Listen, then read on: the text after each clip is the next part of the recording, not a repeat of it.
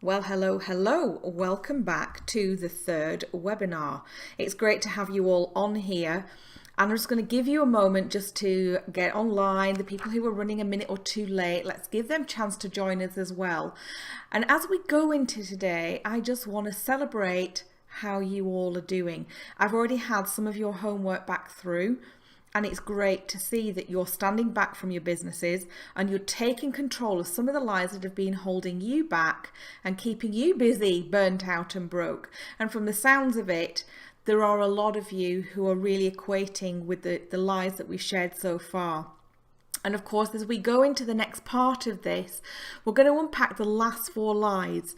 I want you to keep going back over these. This doesn't end at the end of this third seminar, because these lies can creep in even though we're aware of them.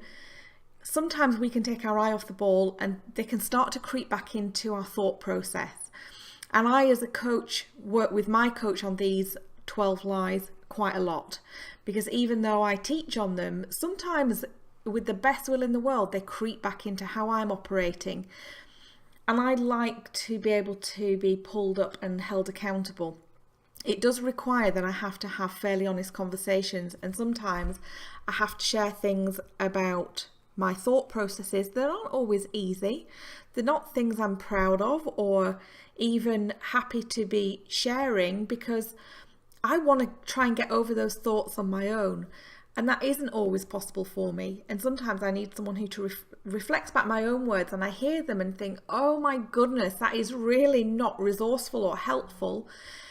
And in hearing what my coach shares with me, sometimes it jogs me to make very quick and decisive action about how I'm going to change what I've been doing. Because if things aren't working in my business, there's no good hoping that in a week or a month or a few months' time, things will start to change.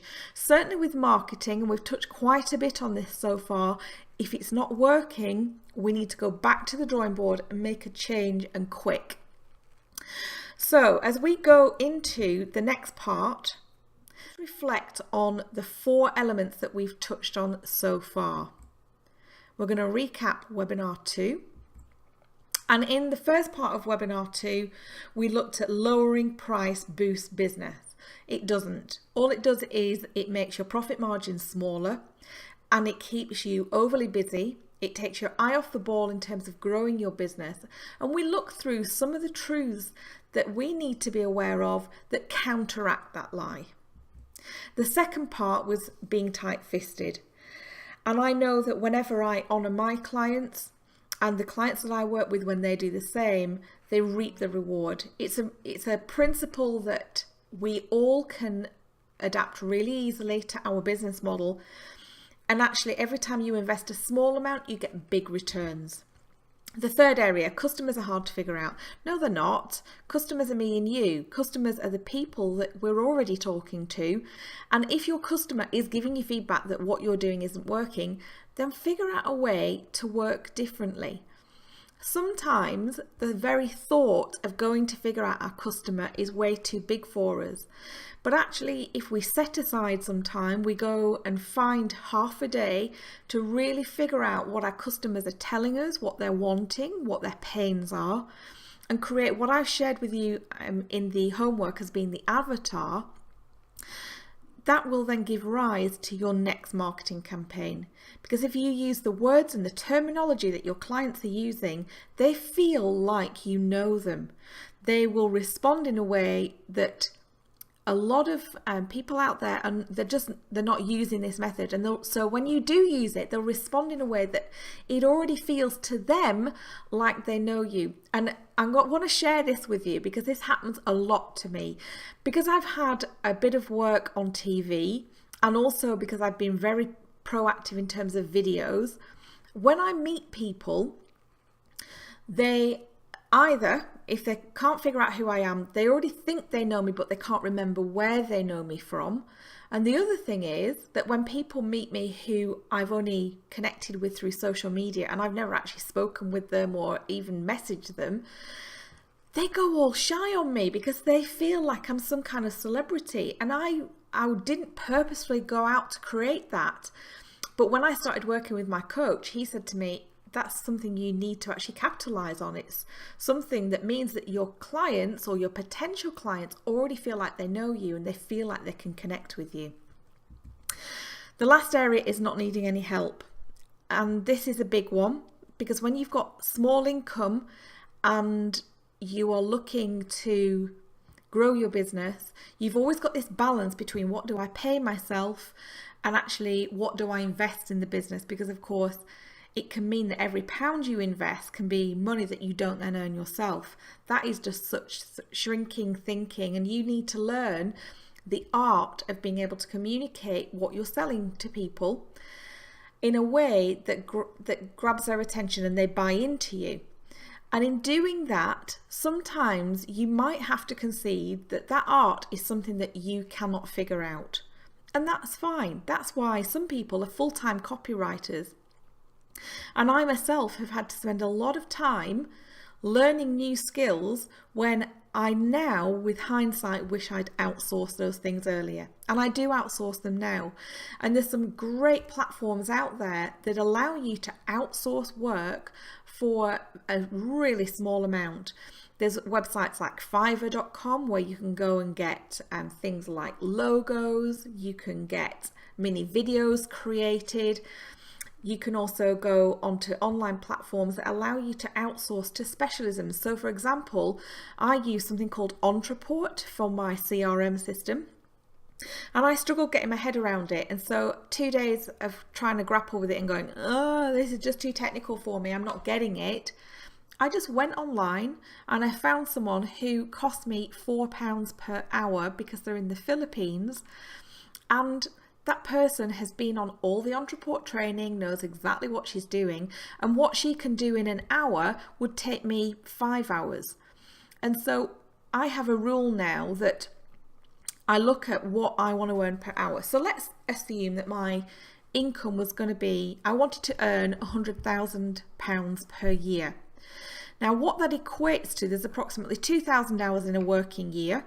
So that means I need to be earning £50 an hour. And if I can outsource anything for less than £50 an hour to somebody who is competent and capable, then I'm going to do that.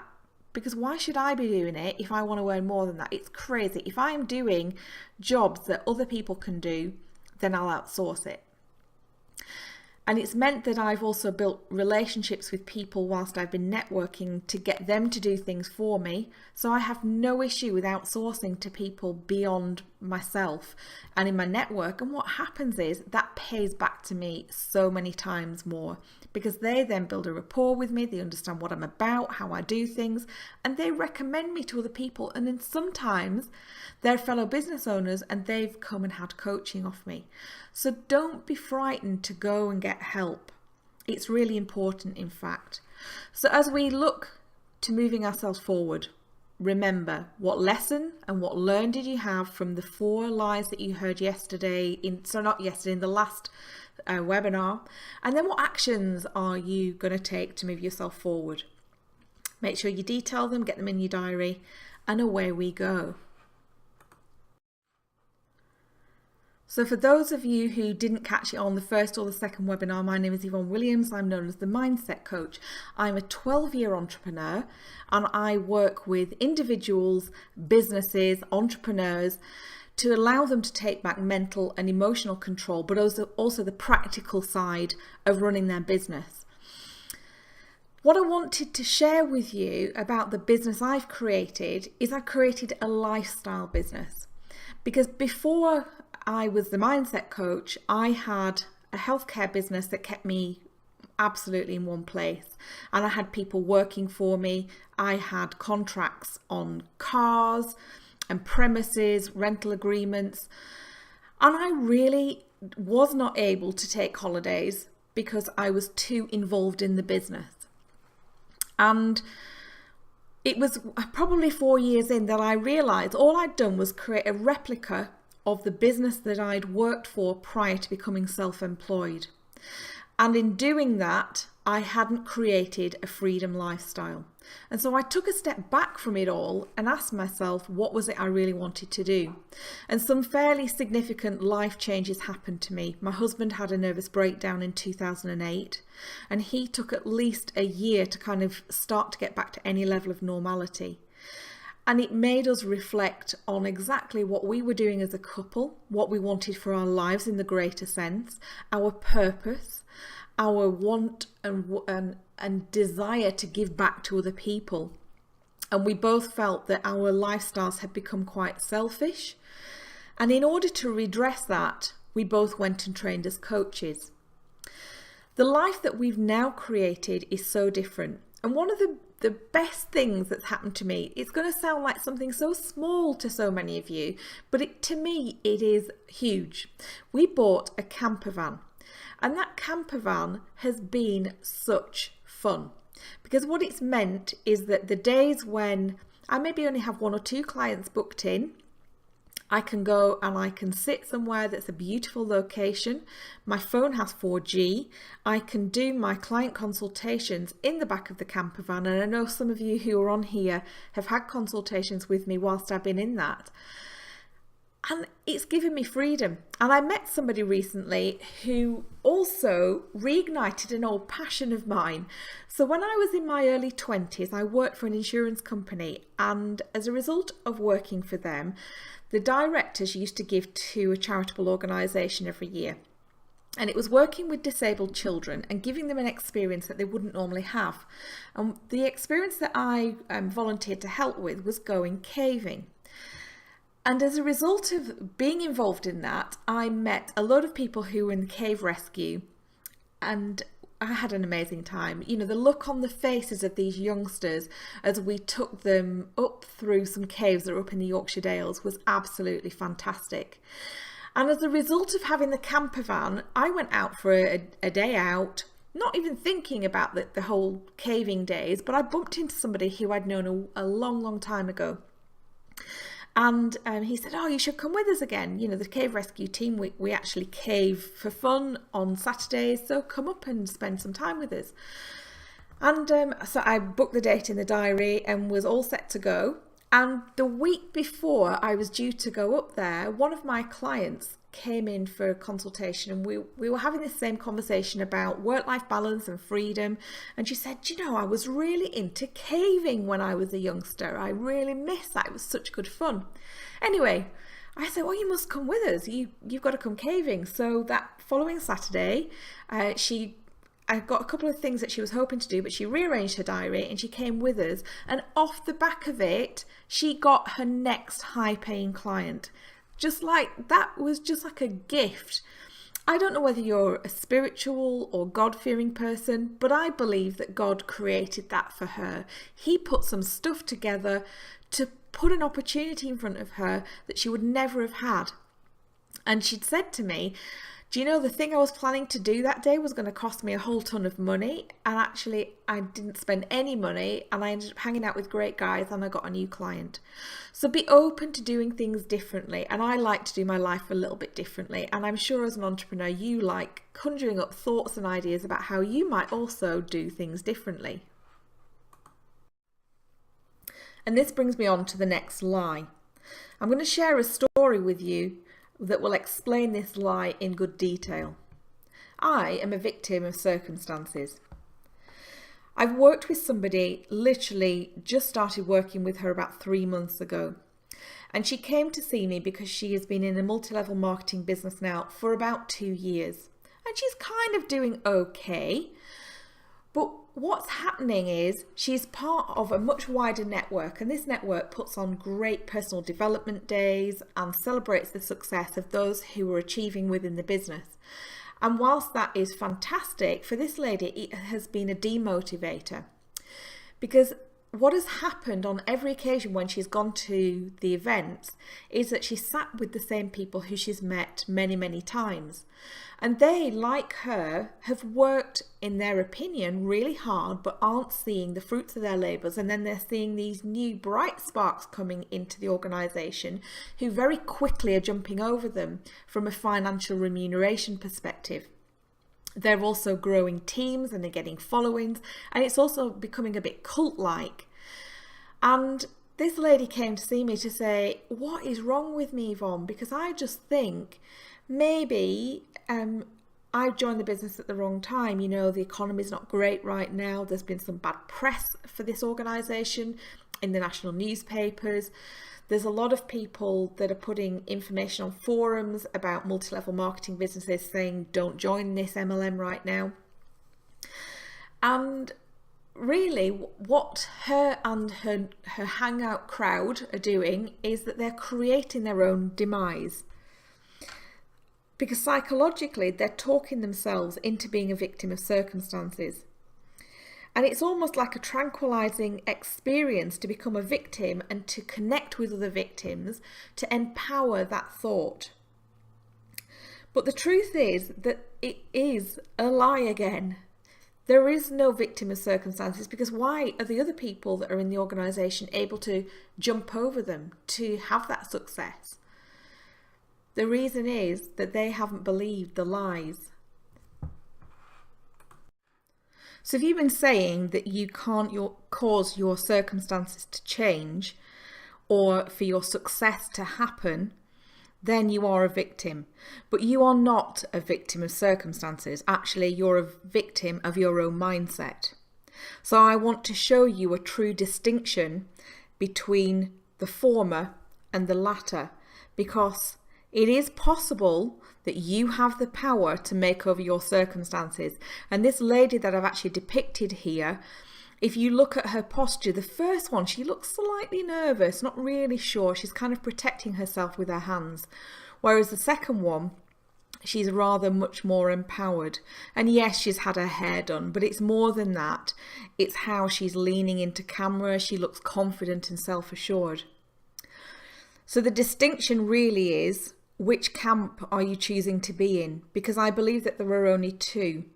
You're either a victim or an owner of your circumstances. And I'm here to tell you that today you can actually make that over. The good news is that that can be a quick change. It doesn't have to be weeks or months. It can be something that you choose right now. And the lady that I worked with, she came to me with the belief that she was absolutely stuck, that there was something wrong with her, and that she wasn't going to get out of that situation quickly. But what happened with her was we put some performance measures in and we helped her change how she was doing things. She started to keep a record and a tab as to what she was doing with her time. And also, more than that, she started to be accountable for her outcome. So you remember in the earlier lies we talked about always knowing what your outcome is. Have a goal, have clarity, know where you're directing yourself and your business. So this lady is so similar to many small business owners, and she just didn't have the power to change it on her own because she'd been trying for 2 years to change the outcome of her business. She'd had moderate success. And if you look back on your own business, what's happened so far? How has it worked being on your own? When you have pulled in people who've been external and they've helped you look at yourself, your business processes, and also believe that you are actually the owner of your outcome. What difference has that made? When you find yourself choosing that ownership is the only way, you will actually grow up, because you're going to stop reacting to situations and take absolute accountability. So if a customer complains, you'll actually see that as a gift because it's an opportunity to put better measures in place, and it comes back to adding value at every single opportunity. If someone's complaining, if they're not happy, then what can you do to add value? And in fact, the problems or the complaints that you get are your greatest gifts. And I remember hearing this many years ago when I worked for Bupa, and someone saying to me, a complaint is a gift. And I was like, what? I don't really get that. And now I totally get it. A complaint is something that you actually can turn around. One of my frustrations when I worked in corporate world was that there were so many things that I couldn't change, which is one of the reasons I became an entrepreneur, because I like to do things well. And if it's not working, I want to be able to tweak it like now. I don't want to have to go through red tape or a procedure to make that change. And so I was able to make that change quickly in my own business. But every time you have a negative or a difficult circumstance, it will also make you stronger, because it will ever expand your circle of compassion, vision and courage for your business. But when you choose the other way, it just shrinks your power, and eventually your muscle will shrink down to such a small amount you'll lose heart, and your business will look like it's difficult to take control of. And that is not the case at all. In choosing to be an owner of your business, it means that you are fully in charge of what you're doing at any given moment. The difference between a victim and an owner is the energy level that they bring. And I want you to bring great energy to your situation, even if right now it doesn't feel all great. You see, we can trick the mind into believing that everything is great. We can trick our subconscious by changing our body language. I know when I'm speaking to a victim of circumstances who's a client, I can just tell. And you could tell too. It doesn't need a qualification or a set of skills, because we are all able to read other people's body language. And yet when somebody comes to me who is in good energy, who's bringing a great attitude, they are entirely different. They're much more coachable and they get much better results. So what is your body language telling other people? Because I want you to energize that situation. You'll recall my mantra is clarify, simplify and energize. Bringing energy to your situation means that you're more free in how you grow your business. You feel less trapped because you're no longer the victim. You are now the one who is totally in control. Bill Gates had a small business that he built, and that business is now called Microsoft. And every time there are employees who raise issues from customers, he says your most unhappy customer is your greatest source of learning, and he puts energy and effort into working on those situations and those complaints. The paradox of creating a great future for our business is that it always takes place in the now, not last week, not next week. We need to become able to pick up our feet and go, we're going to walk with this straight away. And we're going to take that one step, that positive step, to move us forward. Let me tell you about Joanne. She came out with lie number 10. There aren't many people looking for what I sell. Now what she sells is physiotherapy services. She's a physio herself, and she has a number of people who she works with, and also has people who she contracts work out to. She was looking to grow the business, but actually what she was telling me was there just aren't that many people looking for physiotherapy. So many people can get it on the NHS. Why would they pay to come to me? We started talking about how many people complain of back problems, and also how many people through their company schemes have insurance. But she just still kept telling me, but Yvonne, they're not looking for what I'm selling. I'm not able to reach those people. And in fact, if I put 100 opportunities in front of Joanne, the likelihood is she wouldn't take them.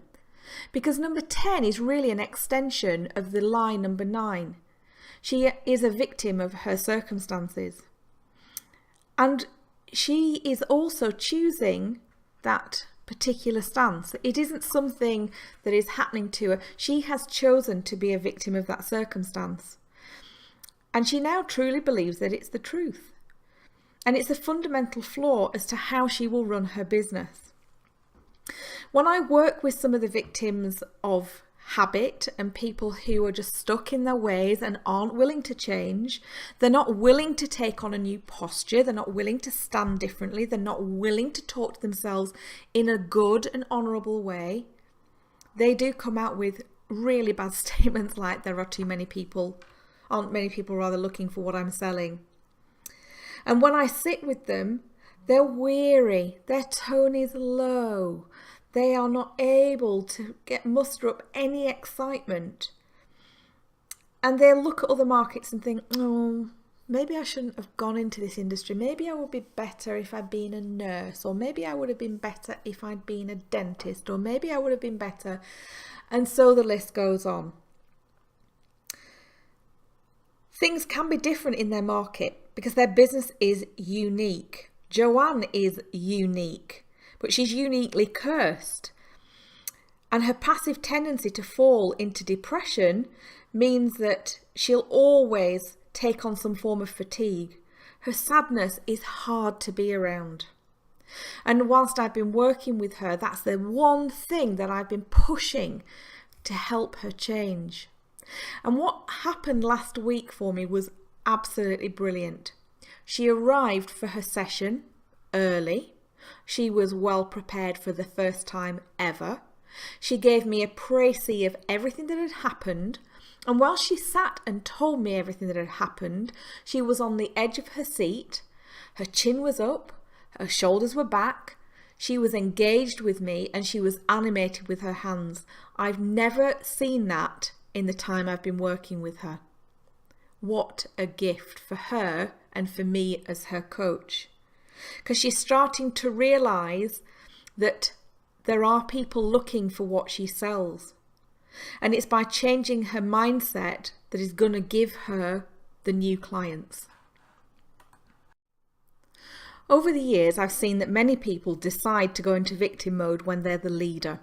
If the business is struggling financially, they look to their employees and almost come at them with a pitiful approach. So it's an approach that they use to say, the business is really struggling right now. I really need you to do this. And that is not somebody who's leading. The leader needs to be energized and be giving the directions from a place of positivity, not a place of lack.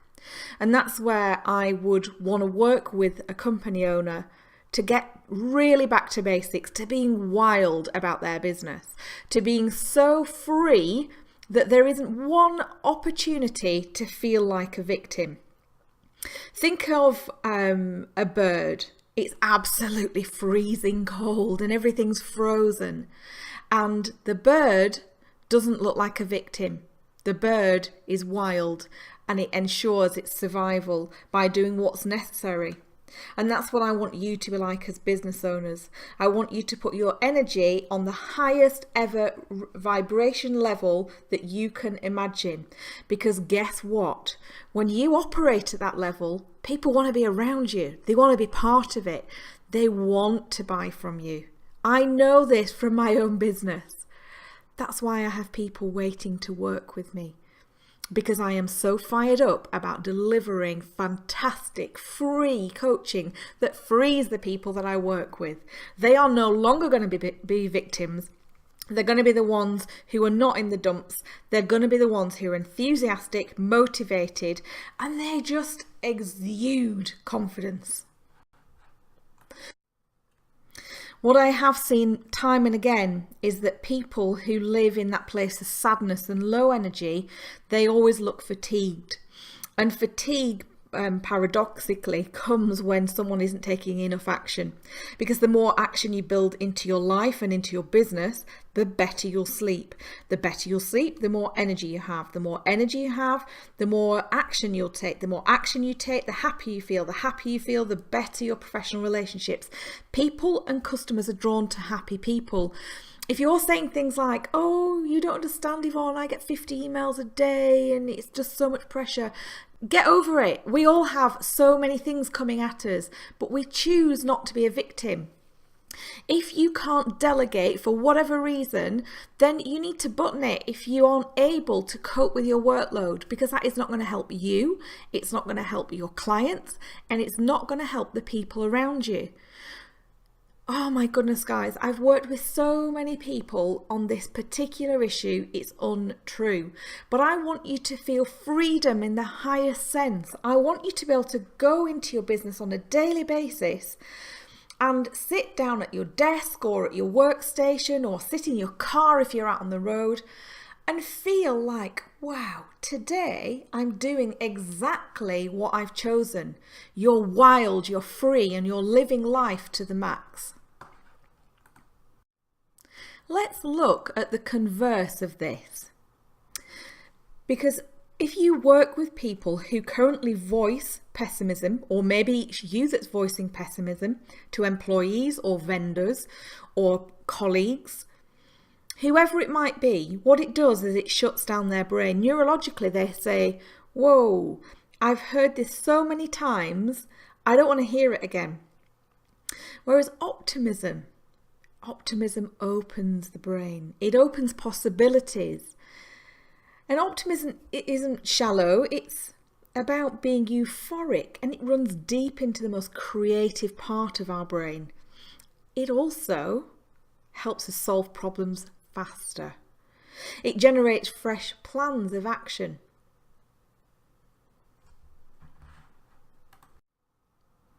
When we take a walk on the wild side, we also need to be fully aware of the fears that might also be triggering. If you've ever read Deepak Chopra's book, The Book of Secrets, he looks at a baby who wants to walk but has 7 reservations. Those 7 reservations are, I don't want to look bad, I don't want to fall down, I don't want anyone else to watch me fail, I don't want to live with the burden of failure, I don't want to expend all my energy on doing this, I don't want any pain either, I just want to get things over as fast as possible. And I actually love what Chopra has identified here, because he writes about how uncommitted we can be about mastery. We laugh at the idea that a baby would consider any of those 7 ideas, and of course we know that a baby would never walk if he did. What is required for walking is total commitment without any of these self-imposed limitations. What area of your business do you know that you're not totally masterful but you need to be? And then the answer is to take it on as though you were just learning to walk. Take on your work without any of those 7 reservations, and you will know what it is you need to do on your own without reservation.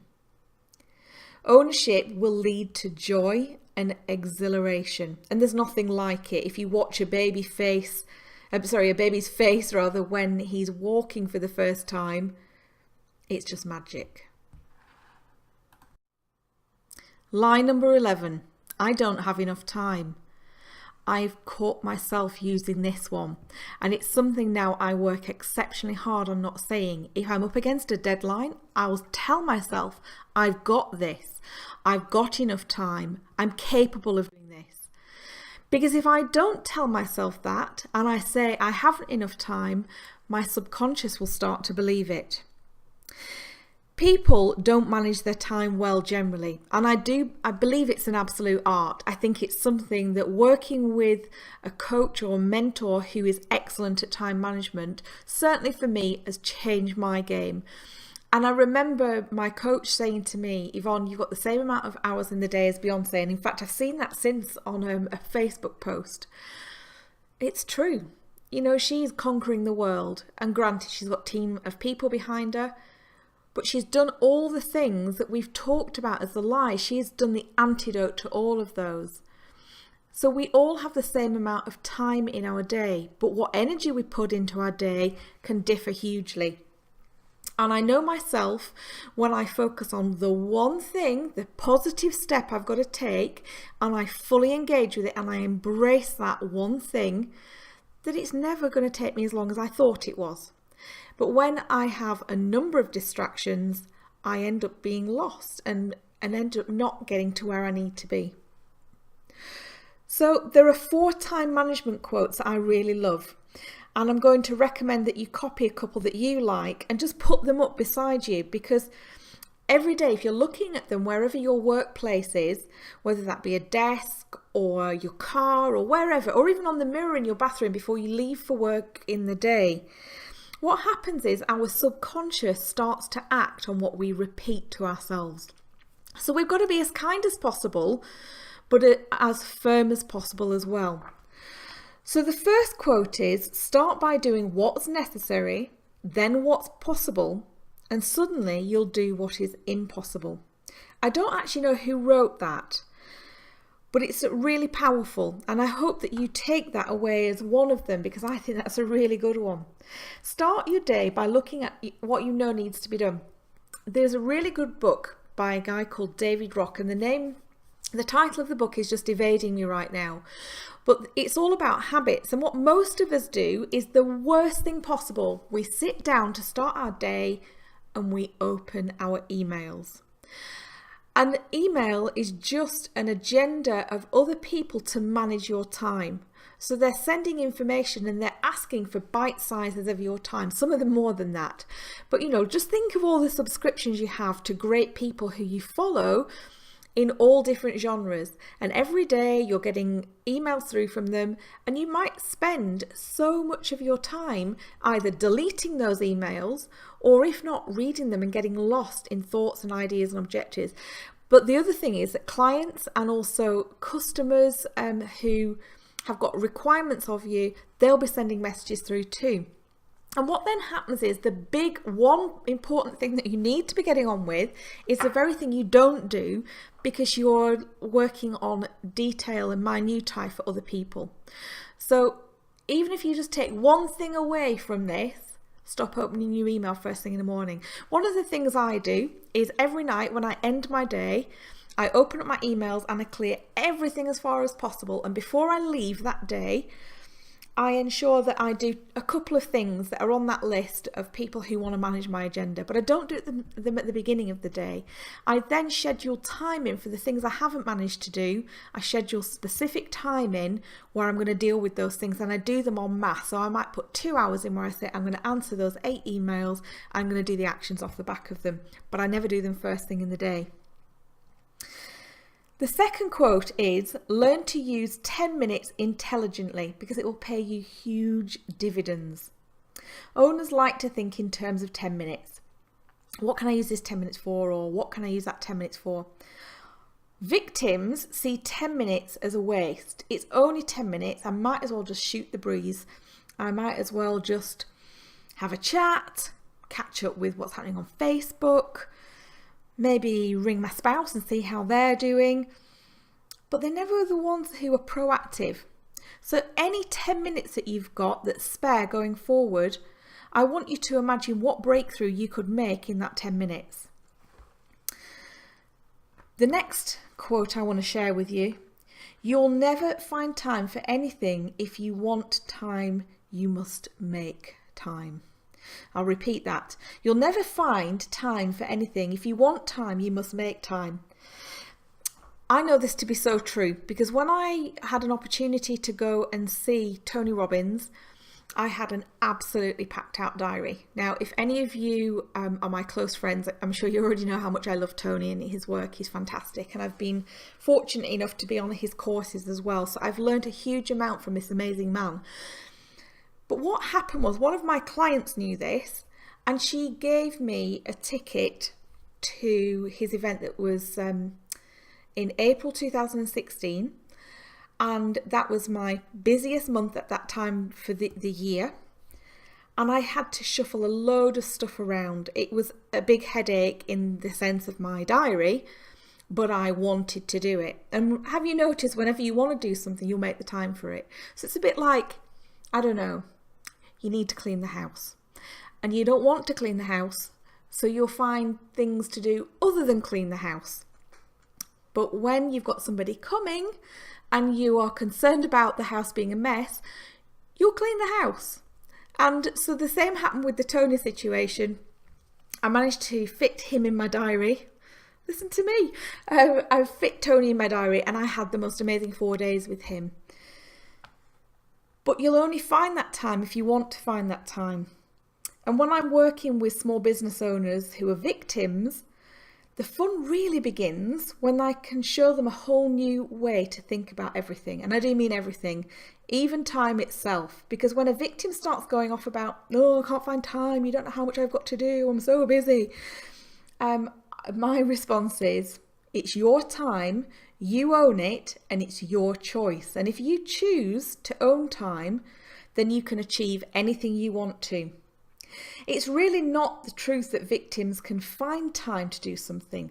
What they really can't find is the motivation or the will to do it.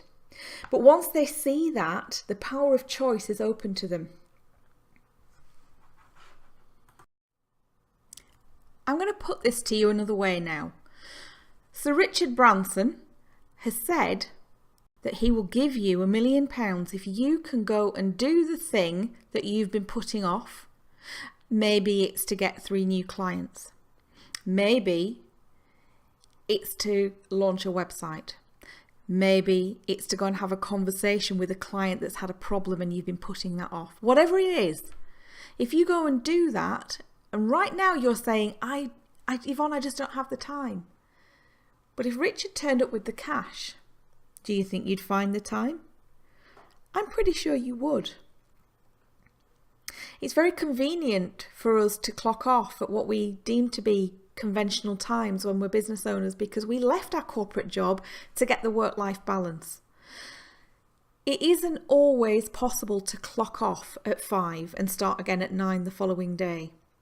But actually what I see business as being is that some days I might work 16 hours. Shock horror, yeah. The mindset coach sometimes works 16 hours. And some days, if I haven't got a busy agenda, I might just wake up in the morning and think, I was going to do that today, but actually I'm not going to do it today. I'm going to do it on another day because I'm going to spend time with my family, or it's a gorgeous day. I'm going to go walking today and I'll give up a day at some other point that I plan to have free as a kind of swapsy. But I don't use the lie, I don't have enough time, because I always remember the Richard Branson £1 million situation. If I need to do something because I know it's going to get me my next client that I absolutely need because I haven't got any money coming in, then I'll go and do it. Whatever it takes. If it means working all-nighters, I will do it. Thankfully, my business is rather more well-oiled than that these days. But early on in entrepreneurship, I was so hungry, I was willing to do it. And the thing was, a bit like Richard's here on his boat, I could get absolute speed up when I was so focused on what I wanted to achieve. I'd just get on and do it. If a new website needed to go up, it'd be up in a day. It wouldn't be a week or 2 weeks or 3 weeks because I just knew I had to do it there and then because I couldn't sell the next thing until the web pages were there that had the landing pages and the opt-ins and the sales pages and the follow-on emails. And I would just sit with absolute focus until that whole process was done. I wouldn't do an hour here and an hour there because every time I context shifted, it would have meant that I'd have to get my head back into it to go, right, where was I before, and check down my list, what have I done, what haven't I done. Because I put the time in, I managed to have huge outcomes. The last quote comes from David Allen. If you haven't come across him, you need to Google him because he's kind of the guru on time management. And I've read his books, I've been on his seminars, he's absolutely brilliant. And managing time, I think, as an entrepreneur has been my biggest learn. Because in corporate world, I very much had to work to an agenda of so many other people. But as an entrepreneur, I have found that I've had big swathes of time that I've faffed around, for want of a better phrase. And when I look at the quote that David Allen gave, it really rocked my world, to be fair. And he said, you have more to do than you possibly can do. You just need to feel good about your choices. And a victim is a victim of their own to-do list, and they'll make the list up, stare at it, and they'll even put the tiniest of tasks on so that they've got something to tick off. That doesn't mean they're being productive.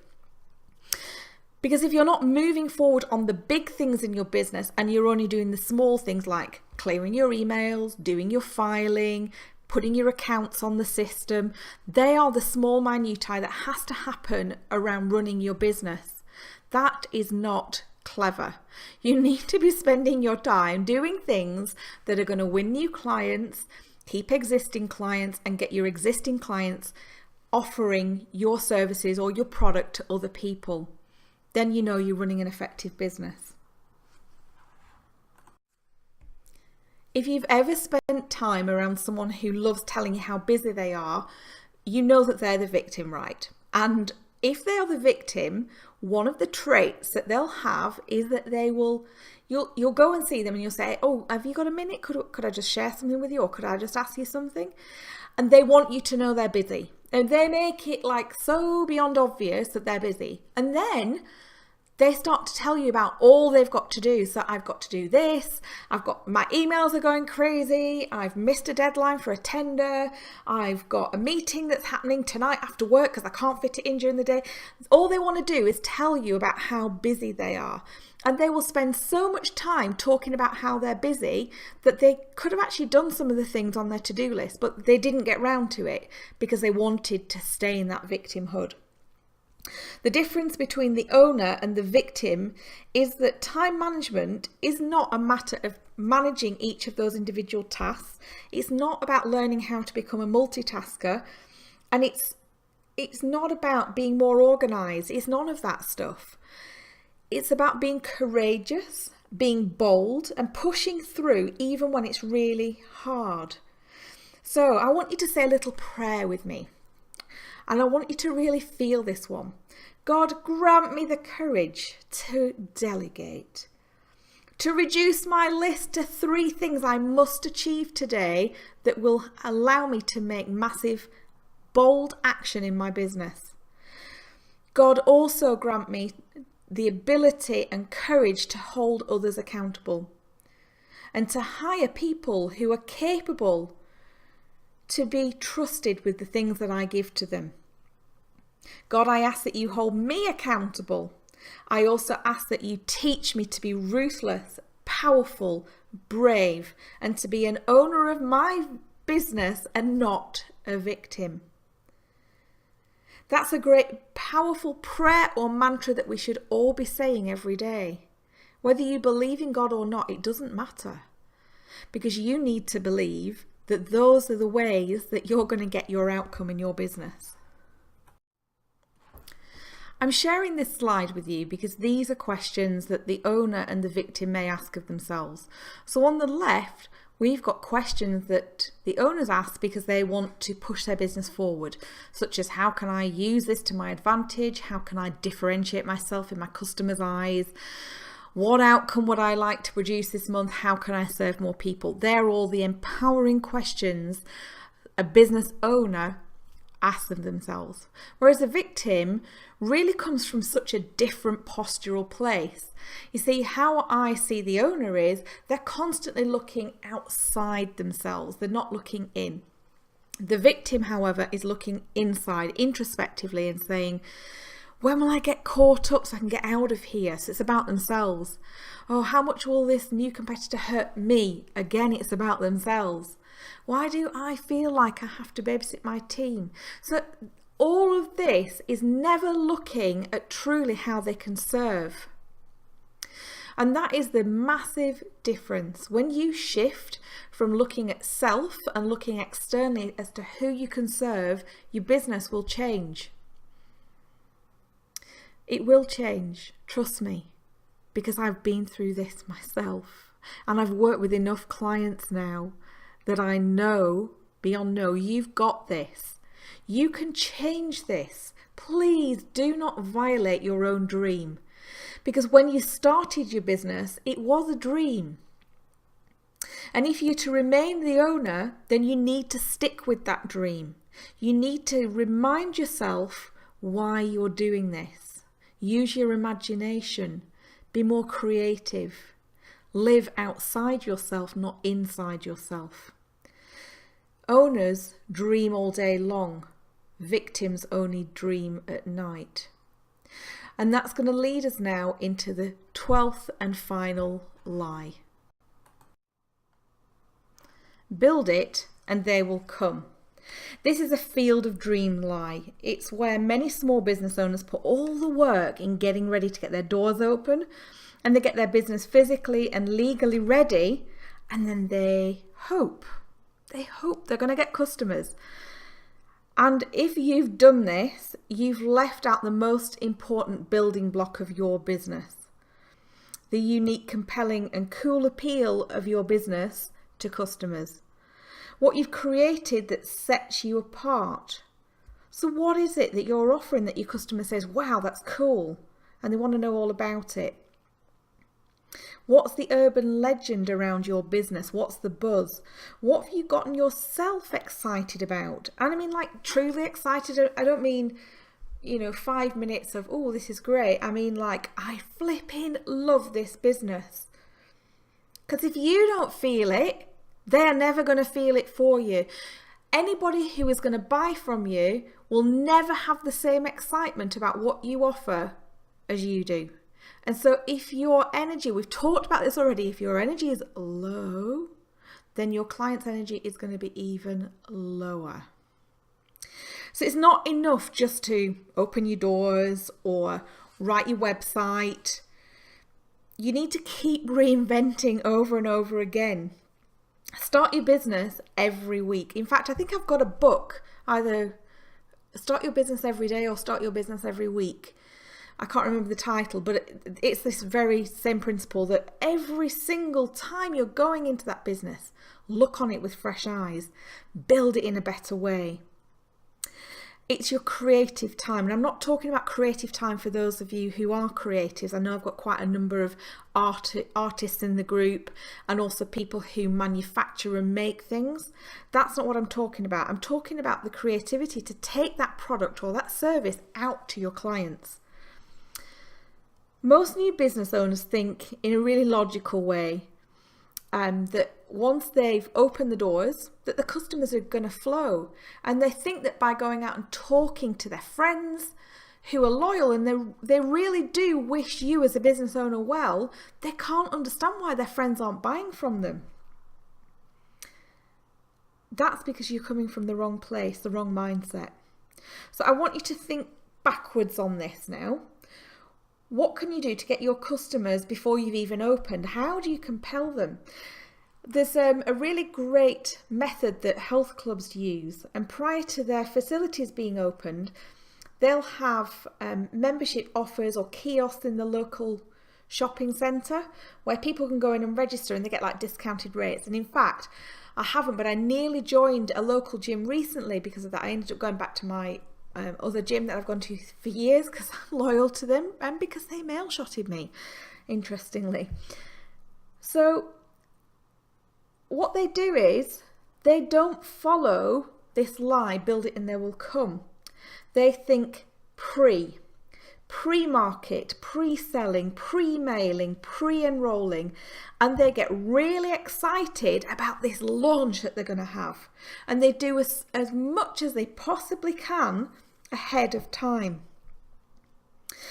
And where you do pre-market or pre-publicise, when the doors finally open, it's a community event and you can invite people like the town mayor or the local councillors or the newspapers, and you can get as much coverage as possible. Because remember the psychology of the customer in all this. The customer makes their buying decision long before they actually put their hand in their pocket and come and buy from you. It's a bit like when you're buying a new car. Your decision is made before you actually sit down and do the paperwork. You actually imagine the car, sitting in the car, you might read brochures about the car, you might watch YouTube videos about the car. So you need to paint the picture or create the brochure for your client. Another thing that you can do to pre-sell the universe on your success is to personally go around to neighbouring businesses and even introduce yourself to say that business is open. Make the first move. Show them what kind of person you are. Care for their business and their success as much as your own. Start forming alliances.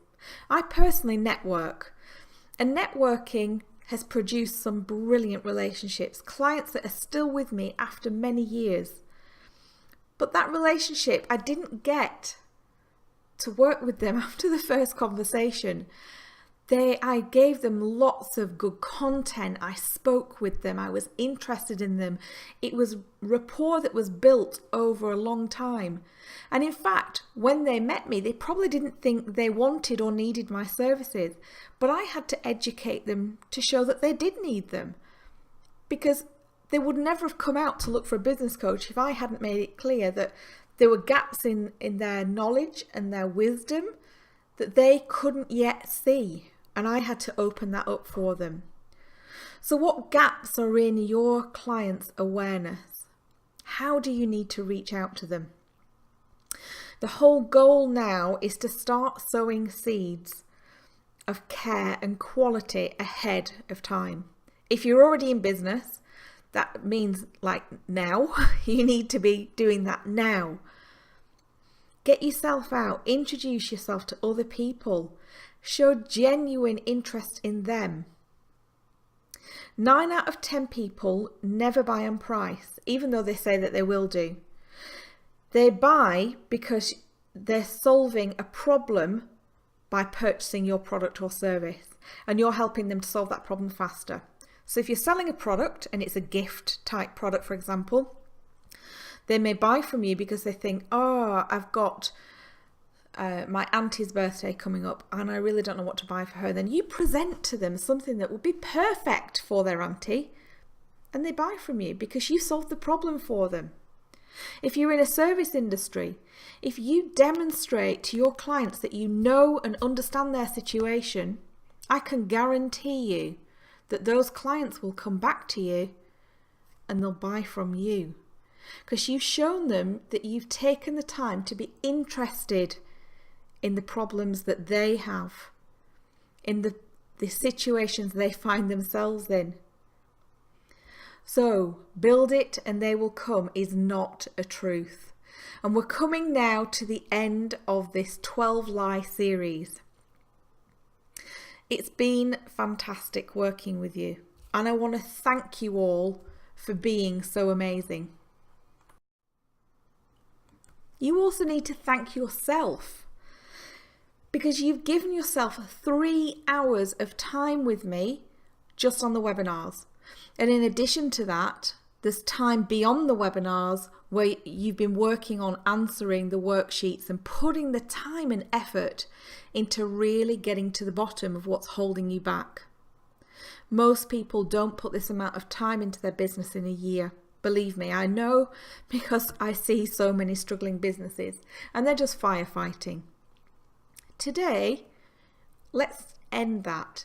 Today, I want to empower you to go on and make a shed load of money in your business. Not because you're driven by money, because you're driven by being amazing, offering products and services to clients who you've listened to, you've nurtured, you've grown, and that you've found yourself now getting better and better at being a client warrior. You know what they're looking for and you're delivering the answer. So I want to salute you in taking that choice, in taking your business forward. You've been so much fun to be around, and I've loved your comments. I'm not always able to answer when I'm on the webinar because obviously I'm talking, but I have managed to answer a couple of the emails that have come in.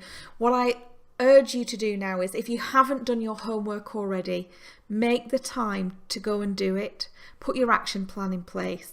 And you'll have noticed that in the second webinar questionnaire, I gave you the offer of having a free one-to-one. It'll just be 1 hour with myself, where some of the things that maybe have come up during these webinars, you now just want to get some professional help and advice. And that will be my privilege and honour to do that. So all you need to do is click on the link and get yourself booked in. And if there's any questions at all, by all means, email me directly. My personal email is also included in the email that you're going to get after the webinar. So feel free, give me a shout. I would love to see you successful. So big love to you. Have a great day, and thank you for becoming part of my ever-growing tribe. You're awesome. Mwah. Love you. Bye for now.